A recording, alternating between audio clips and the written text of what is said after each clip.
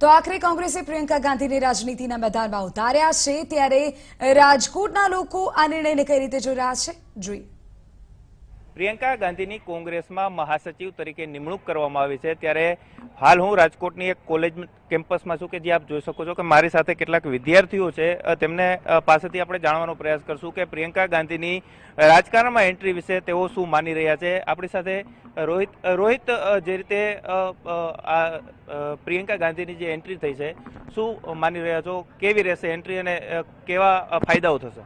કોંગ્રેસના રાષ્ટ્રીય અધ્યક્ષે પ્રિયંકા ગાંધીને ઓલ ઇન્ડિયા કોંગ્રેસના મહામંત્રી તરીકે નિમણૂક કરી બધા યુવાનો માટે ગર્વની વાત છે। યુવા ચહેરો રાષ્ટ્રીય કોંગ્રેસમાં એક રાજકારણમાં એક એક્ટિવ થયા છે। પ્રિયંકા ગાંધી પોતે એક રાજકારણમાં પોતે એક વ્યૂહરચના, પોતે એક સારા વક્તા અને પોતે મહિલાઓ માટે મહિલાઓના મુદ્દા, માની લ્યો કે મહિલાનું સશક્તિકરણ, મહિલાઓના જે સમસ્યાઓ છે તેના મુદ્દાઓ કેન્દ્ર લેવલે આ મુદ્દાઓ સાંસદમાં રજૂ કરે અને બધા પ્રજાની પ્રશ્નોને વાચા આપે।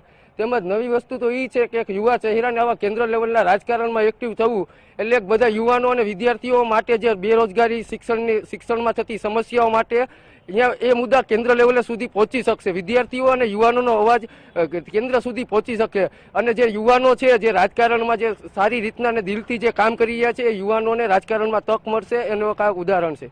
ચોક્કસ જ આપને પૂછવા માંગીશ કે જે પ્રિયંકા ગાંધી રાજકારણમાં આવ્યા છે, શું એવી ક્વોલિટી છે કે યુવાનો તેમને પસંદ કરે છે?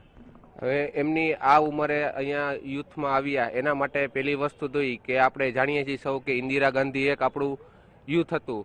સેમ તમે એમ કહો અત્યારે ઇન્દિરા ગાંધી કહો કે પ્રિયંકા ગાંધી કહો, એમનું સેમ એક જ વર્ચસ્વ છે। તો એનાથી એક વસ્તુ પોઝિટિવ થશે કે આવડો યંગ ચહેરો આવડા કેન્દ્રીય લેવલે આવ્યો તો એનાથી કેટલા આપને બેનિફિટ મળે। પેલું કે યુથ આપણું આગળ વધશે, અત્યારે નવા યુથના લોકોને મળશે કે મોકો મળશે કે એ લોકો આગળ આવે અને બધા સાથે જોડાય અને ભવિષ્ય નક્કી કરે।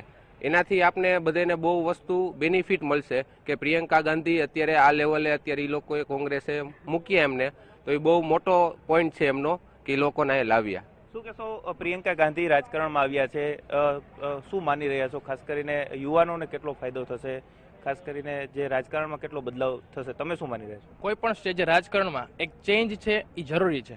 હવે પ્રિયંકા ગાંધી નવો વિચાર ધરાવીને આવે છે, જેથી કરીને યુવાનોનો અમારો જે વિચાર મોટા લેવલ સુધી પહોંચે અને એ સોલ્વ થશે, એના માટે પ્રિયંકા ગાંધી પરફેક્ટ છે। આ ફેસલાને તમે કેવો માની રહ્યા છો? ખાસ કરીને સારો એવો માની છીએ।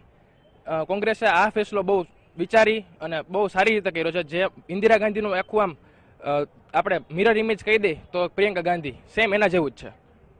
પ્રિયંકા ગાંધી રાજકારણમાં આવ્યા છે, હવે પરિવર્તન કેવું જોઈ રહ્યા છો તમે કોંગ્રેસમાં? પ્રિયંકા ગાંધી રાજકારણમાં આવે તો ઘણાને પ્રોત્સાહન મળશે, મહિલાઓને પ્રોત્સાહન મળશે કે એ લોકોને કઈ બી મુશ્કેલી હશે તો એ મહિલાઓને વધુ પ્રોત્સાહન મળશે। ચોક્કસ જ હતા રાજકોટના યુવાનો કે જેમનું કહેવું છે કે પ્રિયંકા ગાંધી જ્યારે રાજકારણમાં આવ્યા છે ત્યારે હવે યુવાનો અને ખાસ કરીને મહિલાઓને પ્રોત્સાહન મળશે અને રાજકારણમાં એક મોટો બદલાવ જોવા મળશે। કેમેરા પર્સન ભાવેશ લશ્કરી સાથે ગૌરવ દવે, ટીવી।